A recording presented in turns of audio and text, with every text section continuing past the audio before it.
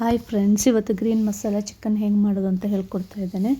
ಇದಕ್ಕೆ ನಾವು 250 ಗ್ರಾಮಷ್ಟು boneless chicken, ಅರ್ಧ ಟೀ ಸ್ಪೂನಷ್ಟು ಟರ್ಮರಿಕ್ ಪೌಡರ್ ಹಾಕಿಟ್ಕೊಳ್ಬೇಕು. ಈಗ ಒಂದು ಮಿಕ್ಸಿ ಜಾರಿಗೆ ಕೊತ್ತಂಬರಿ ಸೊಪ್ಪು ಅರ್ಧ bunch, ginger garlic paste 1 table ಸ್ಪೂನಷ್ಟು, ಹಾಗೆಯೇ 2 ಹಸಿಮೆಣಸಿನ್ಕಾಯಿ ಸಣ್ಣಗೆ ಕಟ್ ಮಾಡಿ ತೊಗೊಂಡಿದ್ದೇನೆ. ಹಾಗೆಯೇ 1 ಟೀ ಸ್ಪೂನಷ್ಟು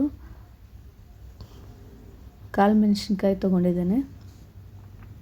ಇವೆಲ್ಲ ಚೆನ್ನಾಗಿ ಗ್ರೈಂಡ್ ಮಾಡಿ ಇಟ್ಕೊಳ್ಬೇಕು, ನೀರು ಹಾಕದೆ. ಇವಾಗ ಒಂದು ಪ್ಯಾನಲ್ಲಿ ಕರಿಬೇವಿನ ಸೊಪ್ಪು, ಎರಡು ಮೀಡಿಯಮ್ ಸೈಜ್ ನೀರುಳ್ಳಿಯನ್ನು ಕಟ್ ಮಾಡಿ ಇಟ್ಕೊಂಡಿದ್ದನ್ನು ಹಾಕ್ಕೊಳ್ತಾ ಇದ್ದೇನೆ. ಇದಕ್ಕೆ ನಾವು 2 ಏಲಕ್ಕಿಯನ್ನು ಹಾಕ್ಕೊಳ್ಬೇಕು. ಇವಾಗ ಸಣ್ಣಗೆ ಕಟ್ ಮಾಡಿ ಇಟ್ಕೊಂಡಿರೋ ಟೊಮ್ಯಾಟೊವನ್ನು ಹಾಕ್ಕೊಳ್ತಾ ಇದ್ದೇನೆ.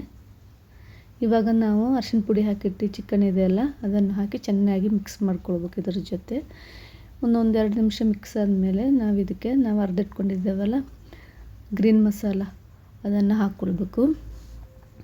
ಇನ್ನೊಂದು ಪುದೀನ ಹಾಕಿ ಚಿಕನ್ ಮಾಡ್ತಿರ್ತಾರೆ, ಅದನ್ನು ನಾನು ನೆಕ್ಸ್ಟ್ ವೀಡಿಯೋದಲ್ಲಿ ನಿಮಗೆ ಹೇಳ್ಕೊಡ್ತೀನಿ ಹೆಂಗೆ ಮಾಡೋದು ಅಂತ ಹೇಳಿ. ಪಾಲಕ್ ಹಾಕ್ಕೊಂಡು ಮಾಡ್ತಾರೆ, ಇವೆಲ್ಲ ನಾವು ನೆಕ್ಸ್ಟ್ ಬರೋ ವೀಡಿಯೋದಲ್ಲಿ ನಿಮಗೆ ನಾನು ಹೇಳ್ಕೊಡ್ತೇನೆ ಹೆಂಗೆ ಮಾಡೋದು ಅಂತ ಹೇಳಿ. ಇವಾಗ ಈ ಮಸಾಲ ಹಾಕಿದ್ದೆಲ್ಲ ಚೆನ್ನಾಗಿ ಮಿಕ್ಸ್ ಮಾಡ್ಕೊಳ್ಬೇಕು.